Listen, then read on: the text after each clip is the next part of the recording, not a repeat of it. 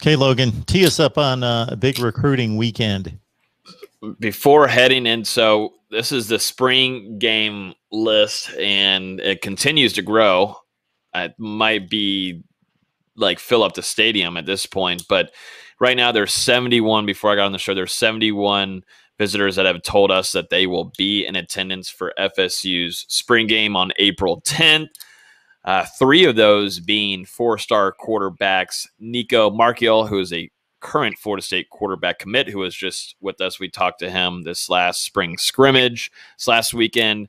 Also with that, we've got AJ Duffy, that will be in attendance, who, has been in contact with Florida State, as a talented quarterback. And you also have MJ Morris, who will be in attendance, who is not committed to Florida State, but seems to be a lean to Florida State, has named Florida State his leader, and he does want to commit before May. I believe he said on our podcast he's intending to commit before May. So the timing is pretty interesting to me. Something to keep an eye out there. MJ Morris, I'm very high on. Also AJ Duffy, but more of MJ Morris, I think, is someone to keep an eye on after the spring game weekend. Right now, there is a number of 10 5-stars that will be in attendance on April 7th or April 10th in Tallahassee. A few FSU commits, Travis Hunter and Sam McCall, and then some other guys that aren't committed, along with some 2023 guys